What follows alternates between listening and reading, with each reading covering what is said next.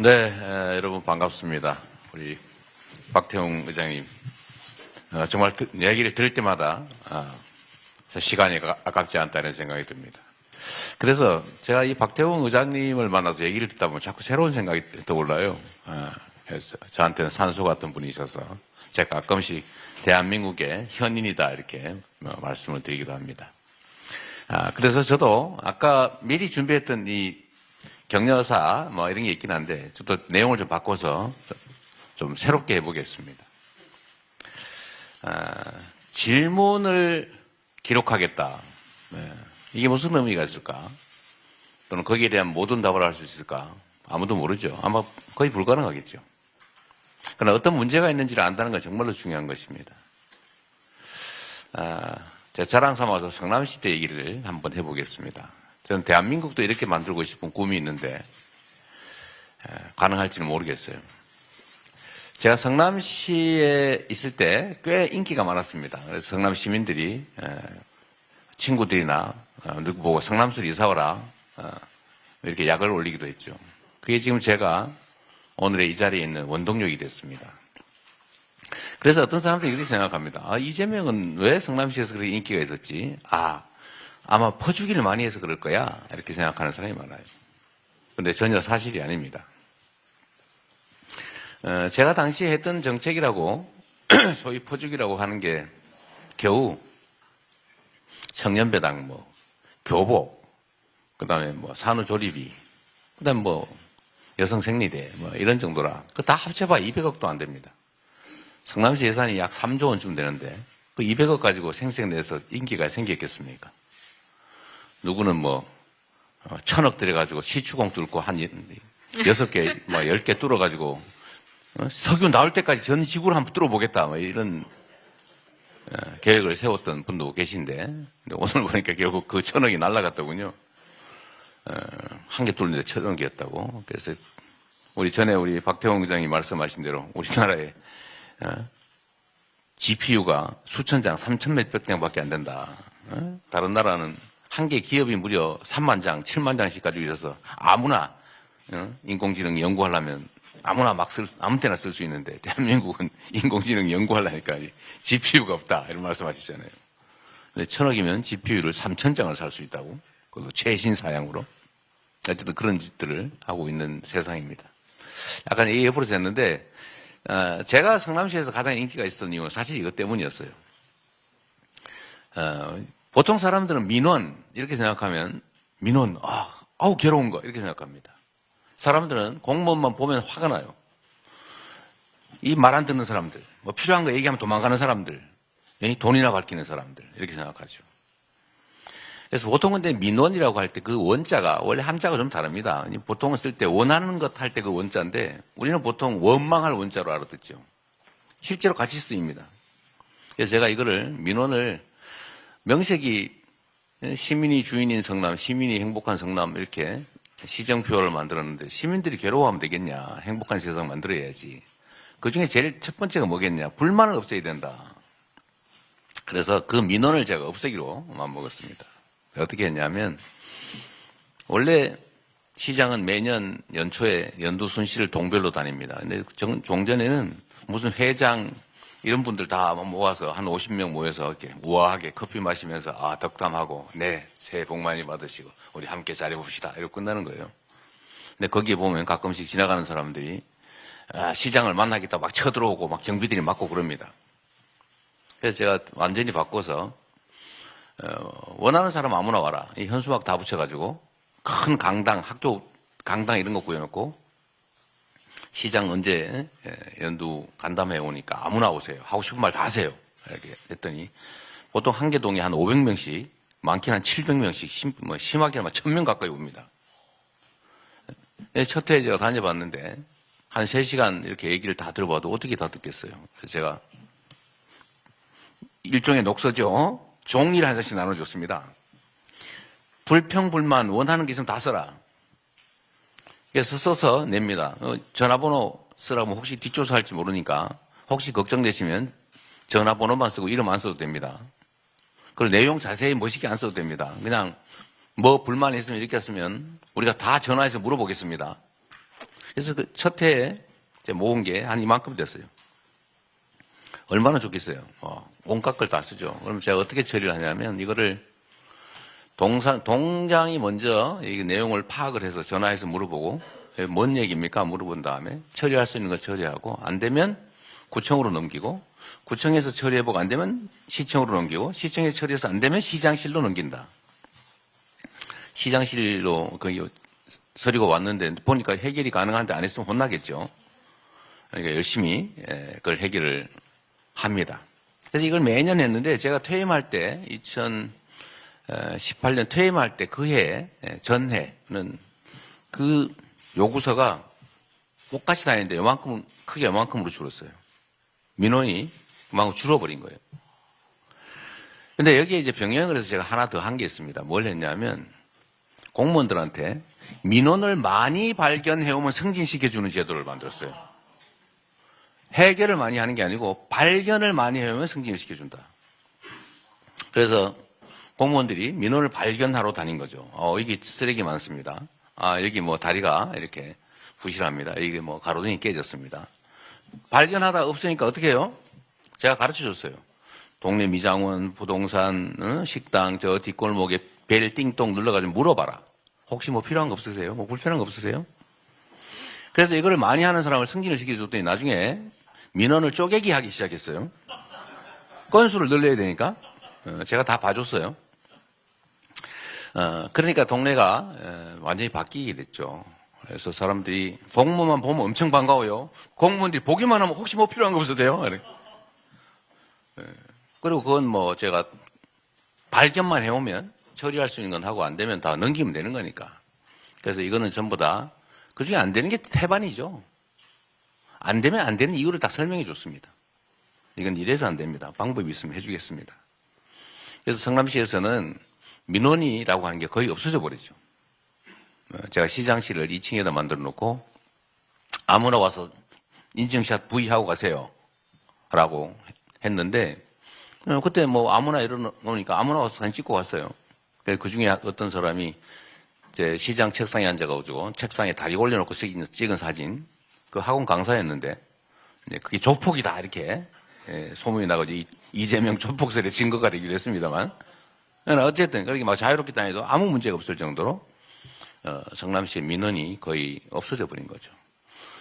공무원들이 민원을 발굴하기 위해서 그렇게 눈을 부릅뜨고 다니니까요. 근데 제가 이거를 사실 어디서 배웠냐 하면 정조한테 배운 겁니다.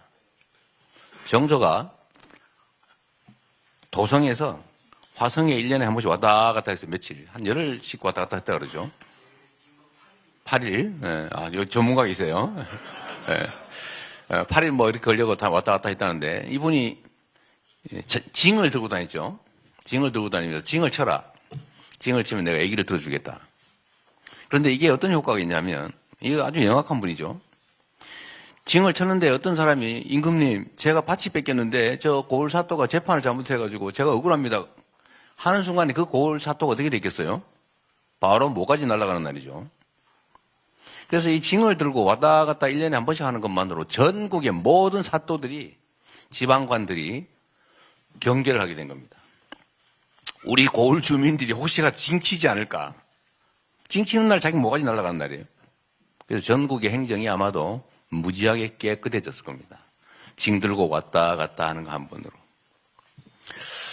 그래서 대한민국에도 1년에 민원이 1,몇백만 건씩 온다고 어디 전현희 최고위원이 그러시던데 사실 이게 다 자원이죠.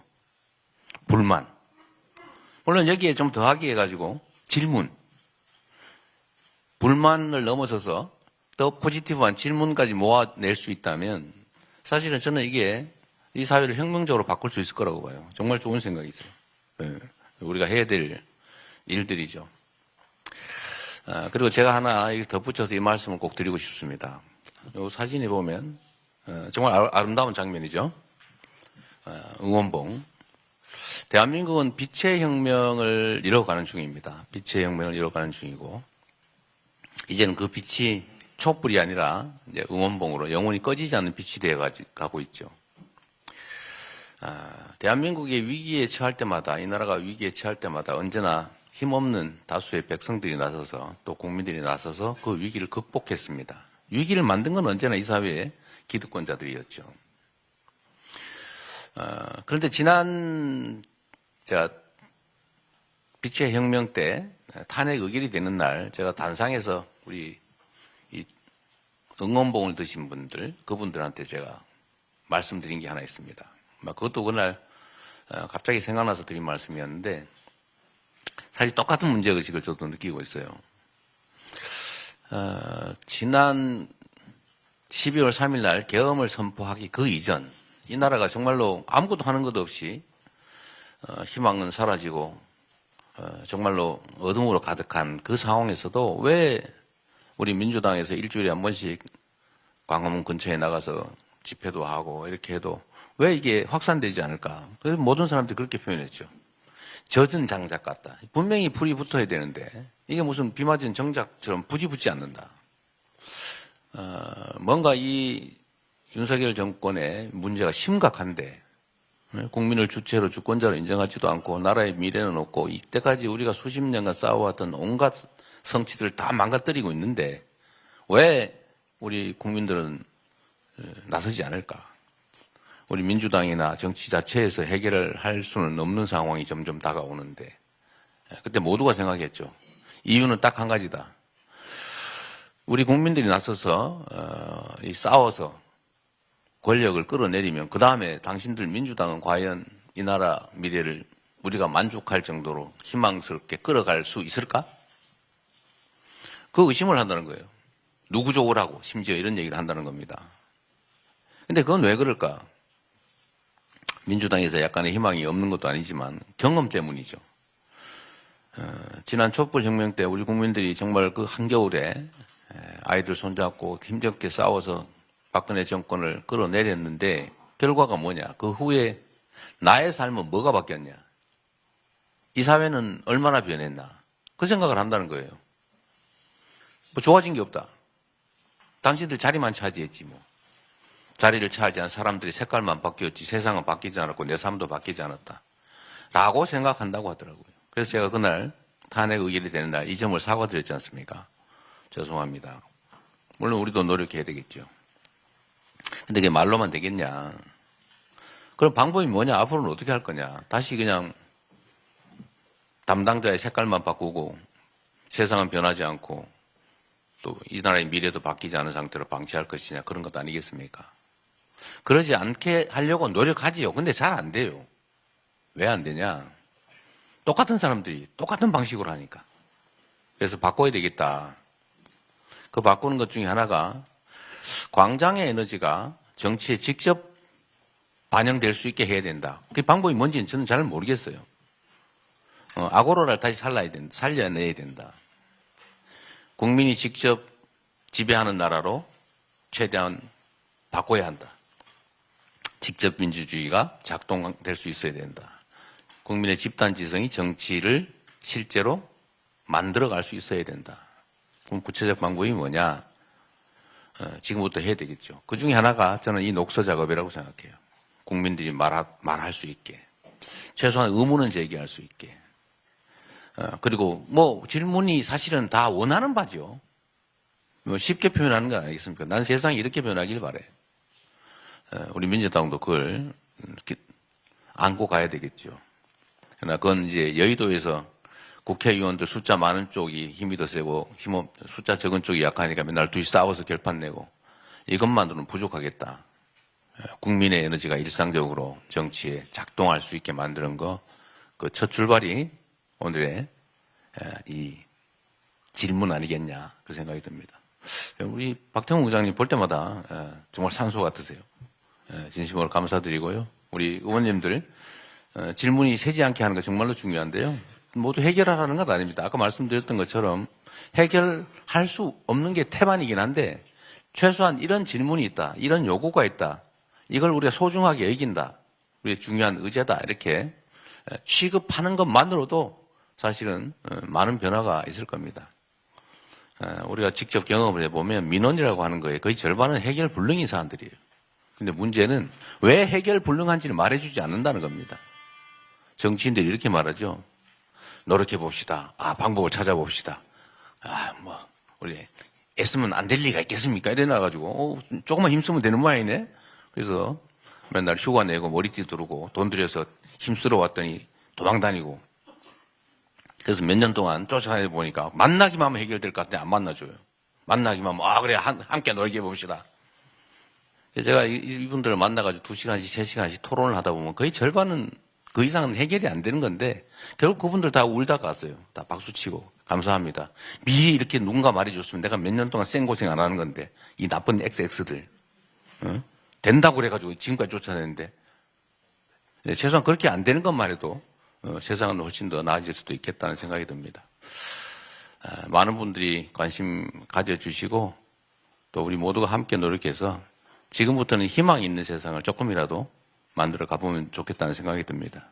그 중에 제일 큰 책임은 우리한테 있죠. 그 중에서도 제일 큰 책임이 저한테 있죠. 함께 노력하겠습니다. 고맙습니다.